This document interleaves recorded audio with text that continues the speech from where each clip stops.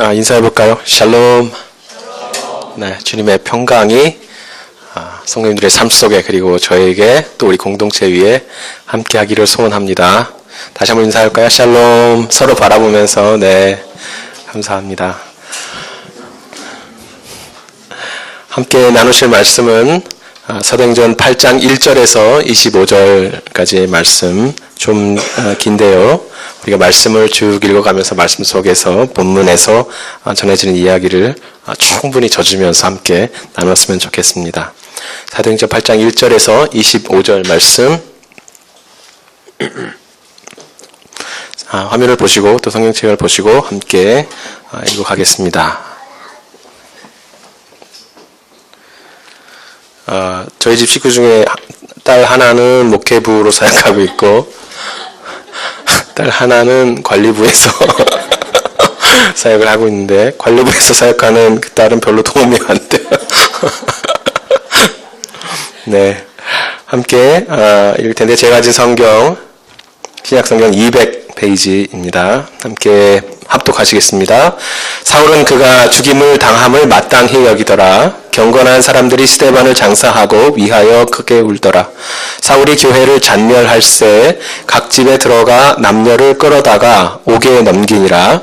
그 흩어진 사람들이 두루 다니며 복음의 말씀을 전할새 빌립이 사마리아 성에 내려가 그리스도를 백성에게 전파하니 우리가 빌립의 말도 듣고 행하는 표적도 보고 한 마음으로 그가 하는 말을 따르더라. 7절 많은 사람에게 붙었던 더러운 귀신들이 크게 소리를 지르며 나가고 또 많은 중풍병자와 못 걷는 사람들이 나으니 그 성에 큰 기쁨이 있더라. 그 성에 시몬이라 하는 사람이 전부터 있어 마술을 행하여 사마리아 백성을 놀라게 하며 자칭 큰 자라 하니 낮은 사람부터 높은 사람까지 다 따르며 이르되 이 사람은 크다 일컫는 하나님의 능력이라 하더라. 오랫동안 그 마술에 놀랐으므로 그들이 따르더니 빌립이 하나님 나라와 및 예수 그리스도의 이름에 관하여 전도함을 그들이 믿고 남녀가 다 세례를 받으니 시몬도 믿고 세례를 받은 후에 전심으로 빌립을 따라다니며 그 나타나는 표적과 큰 능력을 보고 놀라니라. 예루살렘에 있는 사도들이 사마리아도 하나님의 말씀을 받았다 함을 듣고 베드로와 요한을 보내매 그들이 내려가서 그들을 위하여 성령 받기를 기도하니 이는 아직 한 사람에게도 성령 내리신 일이 없고 오직 주 예수의 이름으로 세례만 받을 뿐이더라. 이에 두 사도가 그들에게 안수함에 성령을 받는지라. 시몬이 사도들의 안수로 성령 받는 것을 보고 돈을 들여 이르되 이 권능을 나에게도 주어 누구든지 내가 안수하는 사람은 성령을 받게 하여 주소서 하니 베드로가 이르되 내가 하나님의 선물을 돈 주고 살 줄로 생각하였으니 내 은과 내가 함께 망할지어다. 하나님 앞에서 내 마음이 바르지 못하니 이 도에는 내가 관계도 없고 분깃될 것도 없느니라. 그러므로 너의 이 악함을 회개하고 주께 기도하라. 혹 마음에 품은 것을 사하여 주시리라. 내가 보니 너는 악독이 가득하며 불의에 매인 바 되었도다. 시몬이 대답하여 이르되 나를 위하여 주께 기도하여 말한 것이 하나도 내게 임하지 않게 하소서 하니라. 두 사도가 주의 말씀을 증언하여 말한 후에 예루살렘으로 돌아갈새 사마리아인의 여러 마을에서 복음을 전하니라. 아멘. 다른 바울의 서신들이나 서신서들과는 달리 사도행전은 이야기로 이루어져 있어서 우리가 그저 읽어 나가기만 해도 이 서신서 이 이야기 자체에서 오는 줄거리 속에서 오는 감동들이 그대로 전해지는 효과가 참 있습니다. 그 이야기가 이렇게 참 중요해요. 사람이 이야기를 읽고 이야기를 접하고 이야기 속에 이렇게 만나게 되면 거기서 그 이야기 안에 있는 그 사람의 그 인생과 인생이 이렇게 만나기 때문에 그냥 지나가는 정보가 아니라 거기서 우리의 마음이 움직이게 되죠. 네. 그래서 저는 드라마를 참 좋아합니다. 약간의 그 이야기 중독도 좀 있고요. 워낙에 문학을 좋아하다 보니까 그래서 드라마를 자주 보는데요. 특히 저는 사극을 좋아하는데 여러분 이제 아시겠지만 사극을 보다 보면 간혹 그 나타나는 장면들 중에 그 왕이 이제 밥을 먹는 식사를 하는 장면이 나옵니다. 왕이 밥을 먹을 때 보면 항상 우리가 또 그 장면에서 나오는 장면들인데 상궁 하나가 왕이 밥을 먹기 전에 먼저 반찬이며 밥들을 이렇게 떠먹는 경우가 있죠. 그걸 뭐라 그러죠? 기미한다고 그러죠. 그렇죠? 기미. 그리고 그 상궁을 기미상궁이라고 합니다. 왕이 먹는 좋은 음식을 먼저 먹어보니까 참 좋겠다. 그렇게 생각하기 좋겠지만 사실은 이게 아주 위험한 일입니다. 왕이 권력을 가지고 있잖아요. 그래서 그 왕의 자리는 항상 누군가의 노림이 되는 자리예요. 그래서 그 왕을 독살하기 위한 시도들이 항상 있어 왔습니다. 그래서 그 왕의 안전을 보호하기 위해서 있는 그 안전핀 역할을 하는 것이 바로 이 기미상궁이고, 이 기미상궁이 하는 일이 그 안전을 위해서 한번 스크린을 하는 거예요.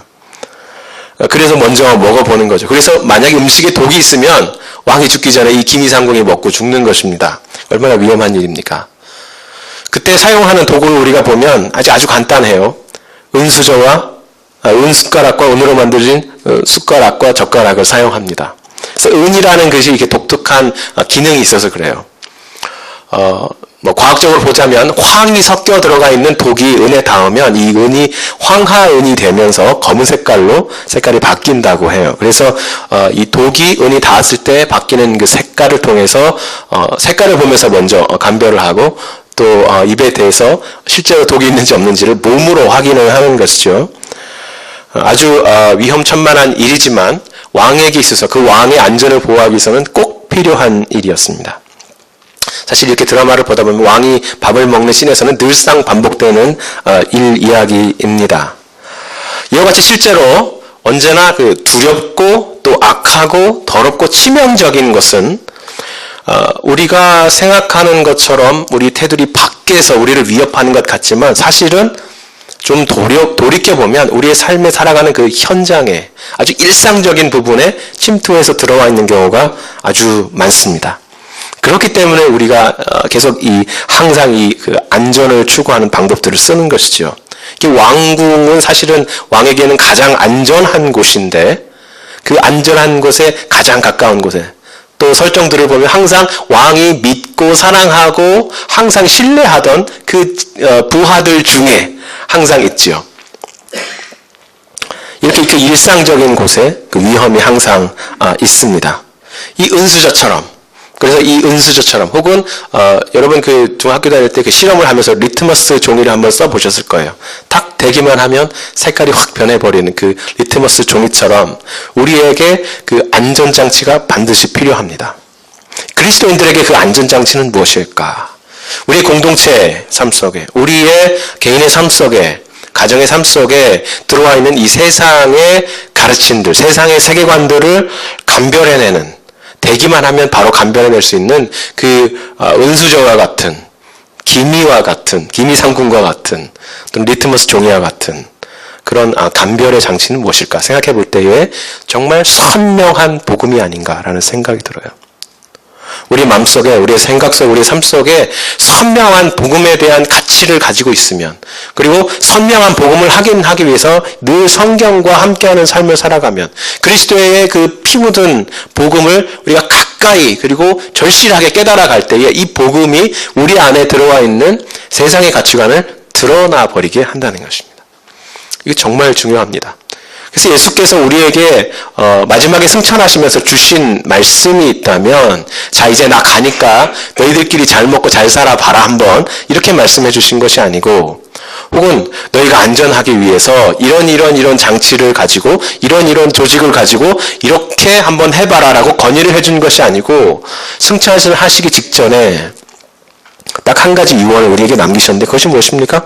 성령이 너희에게 임하면 너희가 권능을 받고 너희가 예루살렘과 온 유대와 사마리아와 땅 끝까지 가서 이 복음을 전할 것이다. 이 복음. 그러니까 주님께서 남기고 가신 그 모든 사역의 마지막에 이제 승천하시면서 한마디를 주고 가시는데 그게 무엇이었냐? 바로 이 복음이라는 것입니다. 그 모든 이야기가 복음이라는 단어 안에 응축되어서 들어가 있다는 것이죠. 성도에게 이 복음이란 그래서 너무도 중요한 것입니다. 우리가 아직 사도행전이 20장이 더 남아 있습니다. 오늘 저희가 이제 8장까지 읽어왔는데 이 8장까지 읽으면서도 계속해서 반복되는 것이 복음이에요. 이 복음의 스토리가 교회 안에 들어갔을 때, 성령이 임하셨을 때 예수께서 말씀하신 그 사역들을 성령이 하게 했고 결국은 그들의 입에서 나온 것이 복음이었고 복음 자체가 그들 안에서 사역을 했다라고 오늘 말씀해주고 있는 것입니다. 이 성령의 권능 자체가 바로 복음을 증거하기 위한 사역이었다라고 말씀하고 있는 것이죠. 이 복음을 전할 것이다. 주님께서 말씀하셨는데 사실 이것은 미래형의 말씀이죠. 너희가 성령에 임하면 이렇게 움직여가면서 예루살렘과 온 유대와 사마리아와 땅 끝까지 움직여가면서 복음을 전할 것이다 라고 예언의 말씀처럼 유언의 말씀을 주님께서 주셨는데 사실 그리스어 성경에 보면은요 이 미래형과 명령형이 그 형태가 같아요. 그래서 이거 두 가지 의미가 동시에 가지고 있는 거예요. 너희가 분명히 말하거니와 성령께서 오시면 그가 너희 안에서 일하심으로 말미암아 너희가 복음을 정말 가는 곳마다 전하게 될 것이다 라는 의미가 있는가 하면 너희가 가는 곳마다 절대 잊지 말고 다른 세상의 메시지가 아니라 이 복음을 전하는 일에 천착해라. 이 복음을 전하는 일에 포커스해라.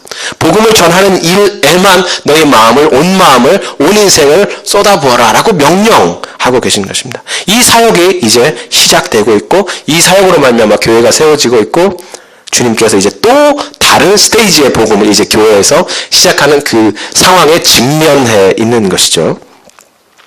이제 이 복음이 확산되어 가는 바로 그 모멘텀에 이제 교회가 다다려 있습니다. 그런데 아이러니하게 이제 교회가 예루살렘에 머물러 있다가 이 복음이 이제 폭발적으로 터져나가는 막 번져나가는 그 모멘텀에서 우리가 보는 현실은 감동적이고 역동적이고 우리의 삶을 막 저리저리하게 하는 생각을 두근두근하게 하는 그런 일이 아니라 오히려 우리에게 두려움과 슬픔을 주는 사건이 일어났다는 것입니다. 아이러니하죠. 그 영적인 출애굽의 시작에 교회에 핍박이 있었다. 교회를 향한 유대인들의 핍박이 있었다라고 오늘 말씀이 주고 있습니다. 스데반의 순교가 그 자리에 있었습니다. 우리가 공회 앞에서 스데반이 증거했던 내용들을 이미 살펴보았습니다. 우리 조상들이 스데반이 말하기를 우리 조상들이 믿고 전해준 믿음이란 하나님의 인도하심을 따라서 늘 움직여가는 멈추어 서 있지 않는 삶이었다. 아브라함부터 시작해서 야곱, 요셉, 그리고 모세, 그리고 우리의 출애굽의 여정을 떠났던 우리의 이스라엘의 선조들, 그리고 다윗. 늘 전쟁에서 하나님의 인도하심을 구하며 싸워갔던 우리의 위대한 왕이자 믿음의 본이었던 그 사람. 그러나 솔로몬 시대에 성전이 지어지면서 우리의 하나님의 뜻을 따라서 늘 움직이고 늘 멈춰서 있지 않고 늘 그분의 인도하심을 기다리던 우리들의 삶이 언젠가부터 정착되고 뿌리내리고 앵커를 박으면서 아주 움직이지 않는 정도가 아니라 하나님을 성전 안에 가두어두고 그 안에 계셔야만 하도록 하는 종교가 되어갔다라고 말씀해 주고 있는 것이죠. 그래서 지금 이 성전은 사실은 예전에 하나님께서 흩어버리셨던 바벨탑과 같은 장소가 되어버렸다라고 스데반이 말하고 있는 것입니다. 그 스데반이 이제 마지막에 유대인들에게 돌을 맞아서 죽어가면서 보았던 환상이 있었는데 그 환상 속에서 예수께서 보좌에서 벌떡 일어나 계신 모습을 바라보면서 자 보아라 예수께서 지금 하나님 우편의 보좌에 계신데 그가 지금 일어나 계신다 라고 말을 하면서 그가 순교를 당했습니다. 보통은 예수께서 보좌에서 일어나 계신다라는 그 표현을 지금 이제 순교를 당하는 스데반을 주님께서 맞아주시는 수고했지. 그래 수고했다. 내가 너를 일어나서 맞아준다. 웰커밍 메시지로 해석을 하는 성향이 있습니다. 그 해석 자체가 틀리다고 생각하지는 않아요. 근데 조금 더 우리가 살펴보면 이 사도행전 전체에 나타나는 이스라엘의 그리스도인들의 삶을 영적인 삶을 두 번째 출애굽으로 영적인 예수 그리스도께서 이끌어 가시는 예전에는 모세가 이끌어간 출애굽이었다면 이제는 영적인 이스라엘을 예수께서 성령으로 임재하셔서 직접 이끌어 가시는 두 번째 출애굽이다라는 모티브로 누가가 써가고 있다라는 것을 우리가 볼 수 있는데 여기서도 역시 그 모습을 발견할 수 있게 되는 것이죠. 이스라엘 사람들에게 그들이 알고 있는 바 하나님께서 보좌에서 일어나셨다라는 사실은 그들이 언제 이런 고백을 이런 표현을 하냐 하면 하나님 우리를 위해서 대신 싸워주십시오. 거기 앉아 계시지 말고, 주님 보좌에 앉아 계시지 말고, 주님 우리의 전사이시고 주님 우리의 장군이시니 보좌에서 일어나서 우리 대신 나가서 싸워주십시오라고 기도할 때 쿰마 아도나이, 쿰 하면 일어나다라는 뜻입니다. 쿰마 아도나이, 주님 일어나셔서 우리를 대신해서 전쟁터에 나가 싸워주십시오라고 기도할 때에 그들이 정확하게 이 표현을 쓰는 것입니다. 주님 일어나십시오. 그들의 기도입니다. 그리고 이 기도는 유대인들에게 쿰마 아도나이라는 이 기도는 그들이 특히 모세가 인도하던 출애굽 여정에서 항상 반복되어서 드리던 기도였는데, 언제 하던 기도였느냐? 하나님께서 하나님의 구름의 영광이 쫙 내려와서 장막을 피고 성막을 피워놓고 멈추실 때 이스라엘 백성들이 이제 딱 그렇게 이제 진열을 갖추고 있습니다. 몇 날 며칠이 되었던 구름이 올라가기 전까지는 그냥 거기서 그냥 지내는 것이에요. 먹을 게 떨어질지라도 그냥 있는 것이에요. 만나를 의지하면서 하나님을 전적으로 의지하면서 있는 것이죠. 그러다가 이제 좀 익숙해질만 하면 여기서 사는 것도 괜찮네라고 생각이 들 때면 이제 익숙해질 텐데 구름이 갑자기 이제 올라가는 경우가 있죠. 하나님께서 다시 이스라엘 백성을 이제 이끌고 가시는 거죠. 그때면 모세가 바로 제일 앞에 나가서 그 제사장들을 이끌고 나가서 어서 장막을 걷고 그 안에서 율법의 가르침에 합당하게 법궤를 어깨에 메고 나와서 준비를 하면 모세가 먼저 기도를 합니다. 주여 일어나서 이스라엘을 위해서 나가서 싸우소서. 이렇게 기도를 하면 찬송을 부르면서 제사장들이 법궤를 어깨에 메고 한 걸음 한 걸음 낮춰서 나아가는 것이죠. 그 앞서가는 법궤를 멀리서 어느 정도 거리를 두고 바라보면서 이스라엘 백성들이 길을 잃지 않도록 거리를 두고 바라보면서 계속해서 그 진을 갖추어서 전진해서 나아가는 것입니다.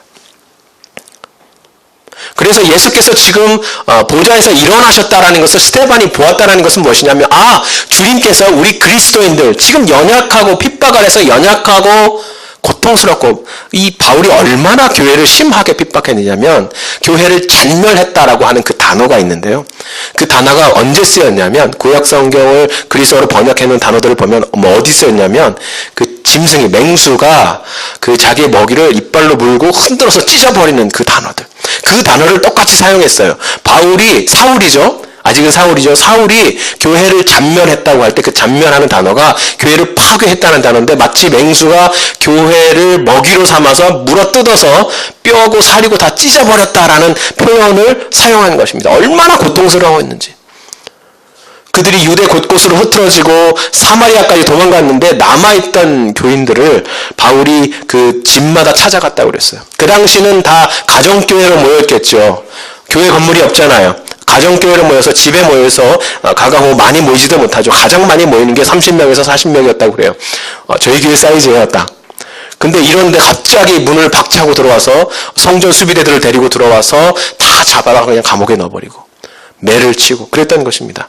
그런 고통 속에 있는 교회, 그런 교회들이 예수께서 일어나서 그들을 이제 출애굽의 여정을 이끌어 가신다라는 그 메시지를 지금 스데반이 보좌에서 벌떡 일어나신 주님을 바라보면서 바라본 것입니다.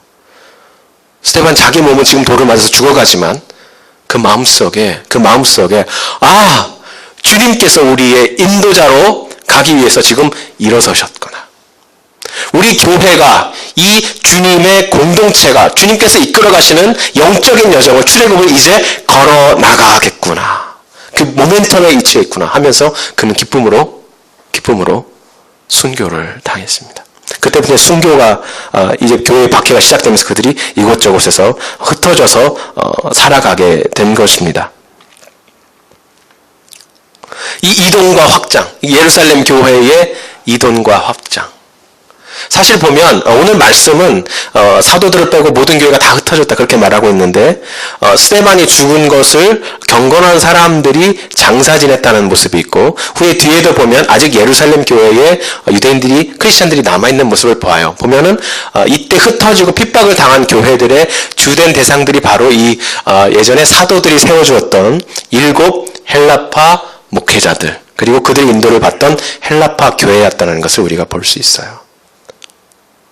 그들, 문화적으로 사실은 이미 훈련된 사람들, 유대에 와서도 유대인 회당이 아니라 그리스를 사용하는, 그들의 문화를 사용하는 회당에 머물러 있던 사람들, 마치 우리 한인교회처럼 이렇게 다문화권에 속해 있는 사람들, 이들에게 핍박이 오고 이 핍박을 통해서 그들이 이제 하나님의 인도하심을 받아 출애굽의 여정, 영적인 출애굽의 여정을 가기 시작했다는 것입니다.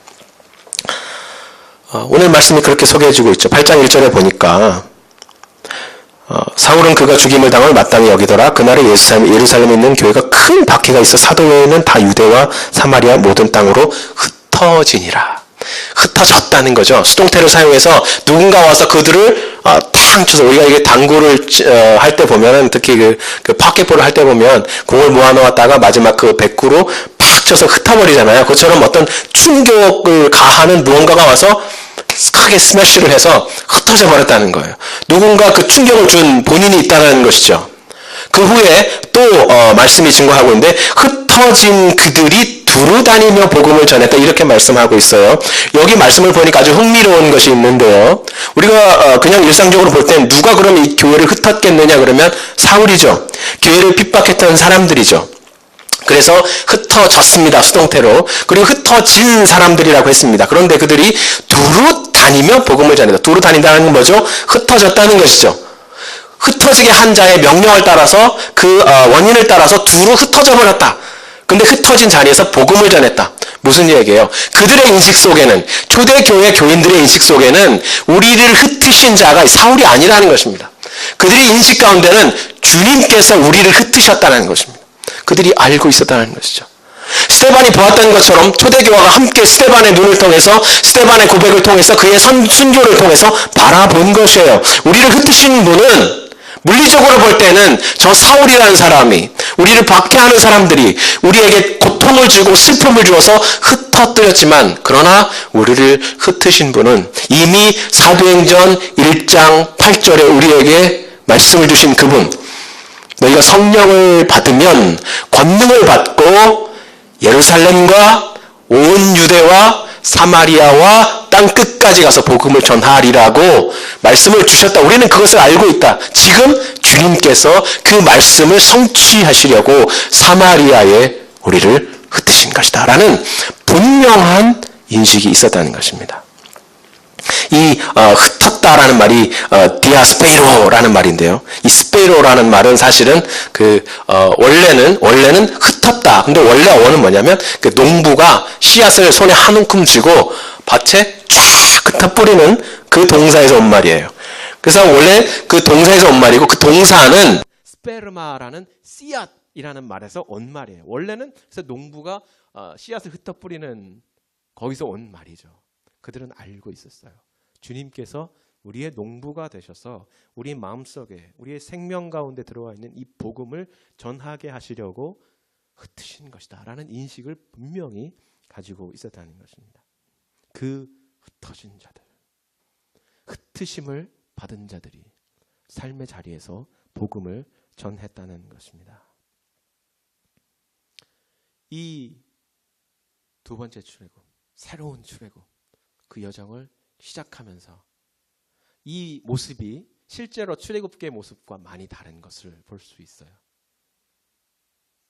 영적인 출애굽과 이스라엘의 출애굽과의 많이 다른 모습. 여러분, 이스라엘을 바라보세요. 출애굽을 모세의 인도하심을 따라서 광야를 가면서 기회만 있으면 불평하고 불만을 토하고 울고 좌절하는 모습을 우리가 볼 수 있습니다. 특히 민수기 11장에 보면 그들이 고기를 못 먹어서, 별 이유도 아니에요. 고기를 못 먹어서 그들이 막 불평하고, 그냥 불평하는 정도가 아니라 장막문 앞에 나와서 다 주저앉아서 울었다고 얘기했습니다. 우리를 그냥 애굽에서 놔두지, 고기 실컷 먹다가 죽게 왜 여기까지 끌고 나와서 이 고기를 먹고 싶은 이 욕망에 사로잡혀서 우리로 하여금 이 울게 만드냐 하면서 그 별것도 아닌 걸 가지고 막 우는 이스라엘의 모습을 바라보았습니다. 이 모습을 바라보면서 모세도 화가 났어요. 대체 이 사람들을 데리고 어떻게 가나안 땅까지 갈 수 있을까? 이렇게 영적으로 지금까지 다 봤잖아요. 하나님께서 그들을 위해서 애굽을 심판하고 그들을 보호하고 이끄시고, 그날 아침도 만나를 먹은 사람들이에요, 이 사람들이. 그날 아침도 하나님께서 내려주신 만나를 다 걷어서 방에 갖다 놓고 그것을 맛있게 요리해서 먹은 사람들이란 말이죠. 그 사람들이 지금 하나님 앞에 불평하고 고기 먹여주세요. 고기 먹여주세요.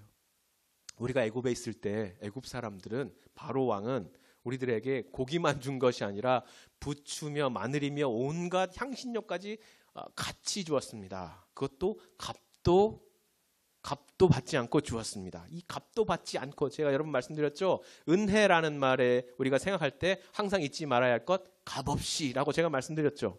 그래서 그 말을 지금 이스라엘 백성이 하고 있는 거예요. 하나님 들으실 때, 모세 들을 때 얼마나 화가 났겠어요. 이 은혜라는 말을 바로 왕의 행동에다가 붙여놓고 있는 것이죠. 바로 왕은 은혜로 우리에게 고기를 주었는데 저 위에 계신 하나님은, 애굽에서 우리를 이끌어오신 하나님은 은혜로 우리를 구원했다고 하시면서 이 고기도 못 주십니까? 그렇게 불평을 하고 있는 것입니다. 그것을 보고 모세도 화가 나고 하나님도 분노하셨습니다. 그때 모세가 하나님께 자신의 불평을 토로합니다. 민수기 성경 11장 10절에서 15절 말씀을 보면 성경이 나와 있어요. 우리가 같이 한번 찾아서 읽어봤으면 좋겠어요. 민수기 성경 11장 10절에서 11절 말씀 같이 한번 찾아보겠습니다. 민수기, 제가 가진 성경 구약 성경 214페이지입니다. 민수기 성경, 민수기 11장 10절에서 11절 말씀, 그리고 14절에서 15절 말씀 한번 보죠. 제가 한번 읽어드릴게요. 백성의 온 종족들이 자기 장막문에서 우는 것을 모세가 들으니라. 이러므로 여호와의 진노가 심히 크고 모세도 기뻐하지 아니하여 모세가 여호와께 여짜오되 어찌하여 주께서 종을 괴롭게 하시나이까? 어찌하여 내게 주의 목전에서 은혜를 입게 아니하시고 이 모든 백성을 내게 맡기사 내가 그 짐을 지게 하시나이까? 12절 말씀 보세요. 이 모든 백성을 내가 배웠나이까? 내가 이 백성들을 내가 임신했습니까? 내가 그들을 낳았습니까? 어찌 주께서 내게 양육하는 아버지가 젖먹는 아이를 품듯 그들을 품에 품고 주께서 그들의 열조에게 맹세하신 땅으로 가라 하시나이까? 우리 14절 15절 같이 한번 읽어볼까요? 책임이 심히 중하여 나 혼자는 이 모든 백성을 감당할 수 없나이다. 주께서 내게 이같이 행하실진대 구하옵나니 내게 은혜를 베푸사 즉시 나를 죽여 내가 고난당함을 내가 보지 않게 하옵소서. 도대체 모세가 얼마나 화가 났으면, 얼마나 그 마음속에 절망이 찾아왔으면, 주님, 내가 이 백성을 내가 내 배로 낳았습니까? 그 말이죠.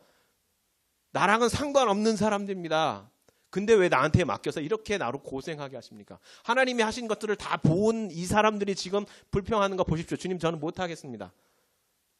사표를 던지는 거예요. 하나님 앞에 사표를 던지면서 저 못하겠습니다. 근데 아주 이게 그 사표를 던지는 모습이 아주 장엄하죠. 저를 이제 그만 죽이셔서 더 이상 이런 더러운 꼴을 안 당하게 해주십시오라고 말하는 것입니다. 이 문제를 해결할 방법이 없어요. 항상 문제가 앞에 생겼을 때 모세가 나가서 하나님의 지팡이로 문제를 해결했는데 모세가 지금 절망해버린 것입니다. 번아웃 해버린 것이에요. 어떻게 이 문제를 해결할까요? 어떻게 이 문제를 해결할까요? 우리가 쭉 읽어내려가면 이 문제를 해결하는 방법이 나옵니다. 하나님께서 이스라엘의 70장로를 다 모아라. 그리고 성전, 성막이죠. 성막 주위를 빙 둘러서 서게 해라. 그랬더니 여호와의 구름이 성막 위로 임하면서 하나님의 영이 그들에게 부어졌는데 그들이 그때부터 예언을 하기 시작했습니다. 성령을 받아서 예언하기 시작하면서 그들의 삶이, 모세와 함께 예언을 하면서 그들의 삶이 확 변해버렸어요. 그때 이스라엘과 함께 따라 나왔던 이방인 출신들, 같은 노예로 애굽에서 살다가 따라 나왔던, 아마 결혼 관계 같은 걸로 얽혔겠죠. 그대로 애굽에 남아있으면 보복을 당할 사람들이 따라 나왔을 겁니다. 그 중에 이방인들의 장로도 둘이 있었는데 엘닷과 메닷이라는 사람이었어요. 이스라엘의 장로 안에 들어오지 못했어요. 대표자였지만 이스라엘 사람들이 아니었기 때문에 그들 진영에 남아 있었는데 그 엘닷과 메닷에게도 성령이 임하여서 그들이 있는 자리에서 마구 예언을 하기 시작했습니다. 그 예언이 무엇입니까? 하나님의 사랑에 대한, 하나님의 놀라운 은총에 대한 말씀들이었겠죠. 모여있던 70인 장로들은 이미 예언을 다 끝쳤어요. 근데 그 엘닷과 메닷은 계속해서 예언을 하고 있는 것입니다. 누가 달려왔습니다. 이 현상을 보고했습니다. 여호수아가 그 현상을 듣고 모세에게 말합니다. 지금 진영에서 두 사람이 또 예언을 하고 있습니다. 이 70인 장로 말고 두 사람이 예언을 하고 있습니다. 못하게 하시죠. 모세 선생님, 우리의 지도자시죠. 저 둘이 더 이상 예언을 못하도록 금하시죠. 그 말을 듣고 모세가 좀 각색을 하자면 피식 웃으면서 말합니다. 내가 그것 때문에 지금 질투하느냐? 내 마음의 소원이 한 가지인데 있다면 그것이 무엇이냐? 모든 여호와의 백성이 한 사람도 빼놓지 않고 성령을 받아서 다 선지자가 되기를 원하노라. 다 선지자가 되기를 원하노라. 그 마음에 있던 모세의 소원 무엇입니까? 자기에게 임했던 하나님의 성령, 자기의 그 절망과 그 불평으로부터 바로 뒤집어서 자기를 회복해 주신 하나님의 그 성령, 이 일흔 장로들 하나님의 성령으로 회복해 버리셨죠. 그래서 이 성령이 이들뿐만 아니라 모든 백성들에게, 그리고 우리와 함께 있는 그 이방인들에게까지 다 임해서 다 하나님의 선지자 되기를 원한다. 그 마음의 소원, 그 마음의 소원 누구의 소원이겠습니까? 하나님의 소원입니다. 그 소원이 지금 예루살렘 교회에 성취된 것입니다. 드디어 모세가 말하기를 나 같은 선지자가 오면 그때 이스라엘의 교회가 회복될 것이다. 하나님의 나라가 회복될 것이다 말했는데, 모세와 같은 선지자이신 예수 그리스도께서 오셨을 때, 성령으로 오셨을 때 사도들에게만 임한 것이 아니라 초대교회 120모도 모든 사람 한 사람에게 불의 혀같이 갈라지는 역사로 모두 임하니까 그들이 예언하고 방언했습니다. 그들의 기도를 받고 그들과 함께 교회에 들어오는 사람들마다 성령을 받고 회복이 됩니다. 이 성령의 임하심을 통해서 회복된 그 사람들이 지금 예수 그리스도의 인도하심을 받아서 영적인 출애굽을 나간 그 자리에, 그 사마리아의 그 자리에서 이들이 불평하지 않고, 이스라엘은 불평했는데, 이스라엘은 울었는데, 그때 모세가 마음속으로 소원하던, 하나님이 마음속으로 소원하셨던 그 성령이 모든 백성에 임하셔서 다 선지자가 되어서 다 두루 다니며 예수 그리스도의 흩으심의 그 뜻을 알고 복음을 전했다는 것입니다. 그 모세의 마음속에 있던 소원이, 하나님의 마음속에 있던 소원이 교회를 통해서 성취된 이 사건 가운데 이루어지는 사건들을 우리가 바라보는 것입니다. 우리 교회가, 복음의 빛 교회가 바로 그 하나님의 소원을 품고 이 땅에 흩어진 스페르마 혹은 디아스포라, 같은 어원이에요. 다 디아스포라라고 하죠. 흩으신 교회들, 여러 가지 문화 속에서 마이너리티로 다문화를 경험하면서 하나님께서 이 미국 땅에 심어서 뿌리신 바로 그 공동체, 그 출애굽의 여정을 살아가는 공동체라는 것입니다. 오늘 주시는 이 말씀을 여러분의 마음속에 깊이 받으시기를 소원합니다. 우리의 삶의 현장을 조금만 더 깊이 들여다보면 정말 교회를 향한 박해, 오늘날은 사울의 박해와 같이 우리의 집을 열고 들어와서 우리 교회 문을 박차고 들어가서 우리를 감옥으로 데려가는 그런 박해는 없지요. 그러나 우리 삶 속의 현장에 들어가면 이 박해는 여전히 아직도 남아 있습니다. 우리가 믿음을 잃어버리게 하는 여러 가지 위협들, 신분의 문제, 자녀 양육의 문제, 가정의 문제, 생계의 문제, 이웃 간의 관계의 문제, 남편과 아내의 문제, 여러 가지 고통의 문제들, 우리가 지금도 앓고 있는 여러 가지 아픔들 있습니다. 근데 이 모든 문제들 가운데 던져져 있는 우리의 삶이지만, 우리를 던져 넣으신 그 문제 속에, 그 현실 속에 던져 넣으신, 뿌려서 던져 넣으신 분이 이 박해가 아니라, 세상이 아니라 주님이시라는 명확한 인식을 우리가 갖고 있다면 우리는 두루 다니면서 그분의 뜻을 따라서, 그분의 그 명령을 따라서 복음을 전할 수 있다는 것입니다. 왜? 우리 안에 지금도 살아계셔서 역사하시는 성령이 있기 때문입니다. 우리를 흩어 뿌리시고 보내신 예수 그리스도께서 지금 우리 안에 일하고 계시기 때문입니다. 그분이 우리를 보내신 것입니다. 그래서 우리가 흘려야 할 눈물은 슬픔과 고뇌와 고통의 눈물이 아니라, 비록 우리는 연약하지만 이 연약한 자리에서 한 걸음 한 걸음 일어서서 다시 일어서서 복음의 자리에 서게 하시는 그 선명한 복음의 주체이신 예수 그리스도입니다. 할렐루야. 이 복음의 말씀 앞에 우리가 굳게 서기를 소원합니다. 축원합니다. 우리가 이제 다시 사도행전으로 가서 사도행전 말씀을 읽어보면서 항상 사도행전 말씀은 지극히 현실적이다라는 것을 계속해서 바라보게 되는데요. 그 예들이 계속해서 나타났죠. 교회 안에 있는 예수 그리스도의 성령의 사역을 보여주는 거 하면 교회 안에 들어와서 숨어 들어와서 일하는 그 악한 무브먼트들도 함께 보여주고 있습니다. 빌립이 나가서 그리고 초대교회 성도들이 나가서 복음을 전할 때 그 지역에서 마치 하나님의 아들이라고 신의 아들이라고 여김을 받던 시몬이라는 사람이 있었습니다. 매직을 하는 사람이에요. 이 마술을 하는 사람이에요. 사람들이 볼 때에 위대하다라고 말했죠. 우리가 계속해서 사도행전 읽으면서 표적의 의미에 대해서 얘기해 왔는데 표적의 의미가 무엇이 있습니까? 지금 빌립과 초대교인들이 전도할 때 나타나는 그 표적의 의미가 무엇이죠? 예수 그리스도의 이름, 하나님의 나라를 가리키는 기능을 하는 것인데 비슷한 기적을 행하고 있는 사람이 있었는데 그가 누구냐? 바로 이 시몬이라는 마술사. 사람들 보기에는 비슷하죠. 비슷하게 묘사하고 있습니다. 표적이 아니라 그냥 기적이죠. 예수가 없는 기적이란 말입니다. 근데 이 하나님 나라의 표적을 보고 이 시몬이라는 사람들도 굴복해서 교회에 들어왔습니다. 세례까지 받았습니다. 빌립을 따라다니면서 선교의 현장에 들어와 있습니다. 그러나 성경 말씀은 오늘 그를 묘사하기를 그가 그 표적을 바라보고 놀랐다. 바라보면서 계속 놀랐다라고 말하고 있고 정말로 예수 그리스도를 삶 속의 깊은 자리에 영접하지는 못한 것 같은 모습을 우리에게 말해주고 있습니다. 그때 사도들이 예루살렘에서 내려왔어요. 사마리아에도 우리 주님이 예언하신 것처럼 복음이 전파되었다. 사도들이 베드로와 요한이 내려왔습니다. 빌립의 그 표적 밑에서 숨어있던 시몬이 사도들이 가르친 복음이 예루살렘 교회에서 내려왔을 때 그 본질을 드러내버리는 것이죠.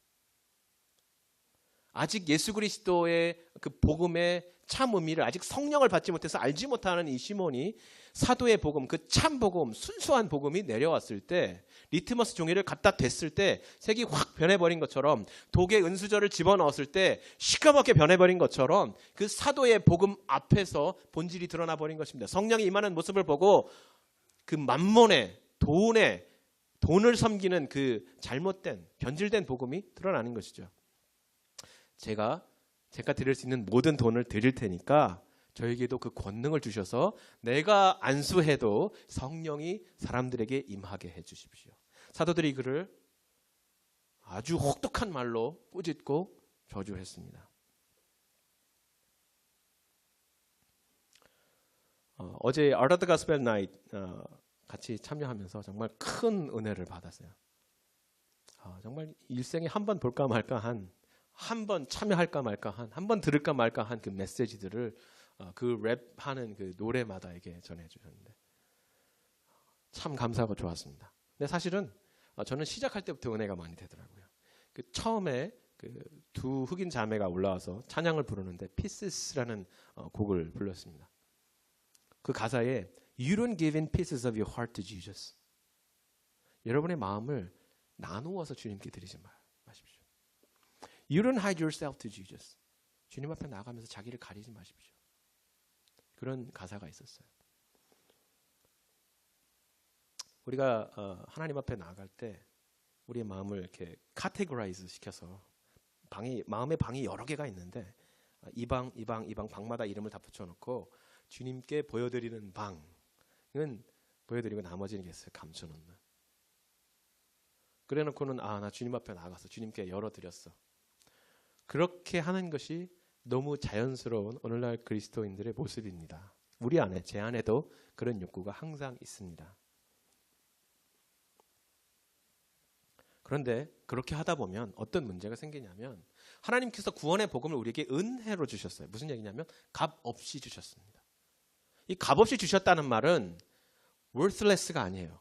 가치가 없다는 말이 아니고 가치를 측정할 수가 없어서 거기에 프라이스 태그를 붙일 수가 없다라는, 그래서 priceless라고 하는 거예요. 근데 그 복음을 받는 방법은 우리가 감사함으로, 회개함으로 그 복음의 능력, 그 justification, 우리에게 주시는 그 의의를 힘입어서 담대하게 나가서 그냥 받는 것입니다.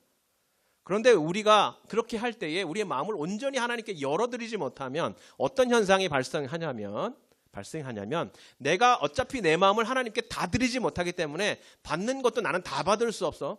그래서 적당하게 나눠서 내게 필요한 것만 내가 지불할 만큼의 가치를 지불하고 받겠다라는 멘탈리티로 우리의 삶이 바뀌는 것입니다. 그러한 생각들이 교회 안에 그리스도인의 관계 안에 그리스도의 삶 안에 가치관 안에 들어와 있어요. 이게 바로 독입니다.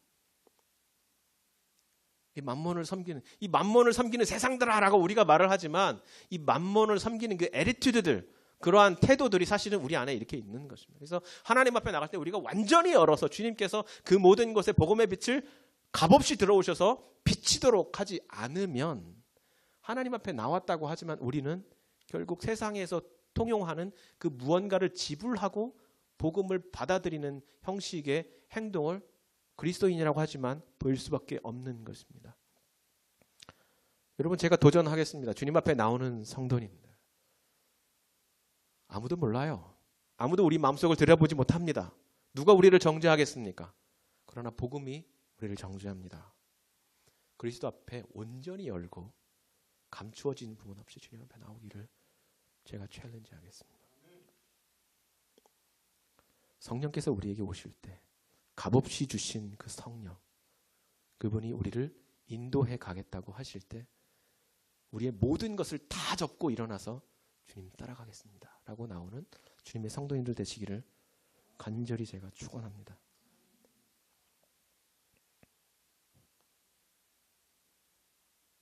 사도가 말씀과 기도에 전념하겠다고 말씀했던 것은 우리 안에 있던 모든 사도적 권위를 내려놓고 우리는 교회의 순수성을 지켜내기 위해서 말씀과 기도에 전념하겠다. 주께서 우리에게 주셨던 그 복음이 무엇인지를 계속해서 연구하고 기도하고 새롭게 하고 짜디짠 그 복음의 진수를 가지고 교회의 한 중앙에 서겠다라고 말한 것입니다. 다른 거 다 필요 없어. 돈도 필요 없고 아무런 것 필요 없어라고 말한 것입니다. 그래서 교회에 그 모든 그 권력으로 보이는 돈을 만지는 것들 다 나눠준 것이에요.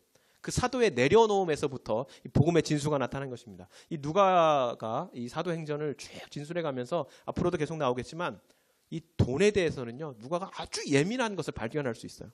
계속해서 교회에 핍박이 들어오는데 그 핍박의 근본적인 뿌리까지 들어가면 뭐가 있냐? 돈이 있다고 계속 말하고 있는 것이에요. 지금 이슈도 돈이 나오는 거잖아요. 복음이 나타났는데 그 복음을 돈으로 사겠다고 하는 멘탈리티가, 그 애티튜드, 그 태도가 사람들 앞에서 나타나는 것입니다. 우리 안에 들어와 있는 오늘날의 이 돈을 숭배하는 세상, 돈이면 다 된다고 생각하는 세상, 사실은 권력도 돈으로 흔들어대는 세상 아닙니까? 우리 안에 있는 내가 뭔가를 지불하면 할 수 있어. 교회 안에서도 내가 한 만큼 얻어가면 돼. 이런 생각. 여러분, 아나니아가 뭘 그렇게 잘못했습니까? 아나니아가 헌금했잖아요. 교회에다가. 자기 재산 땅 팔아서 드렸잖아요. 근데 무엇입니까? 왜 그렇게 했느냐? 그 마음속에 있는 잘못된 애티튜드 무엇이에요?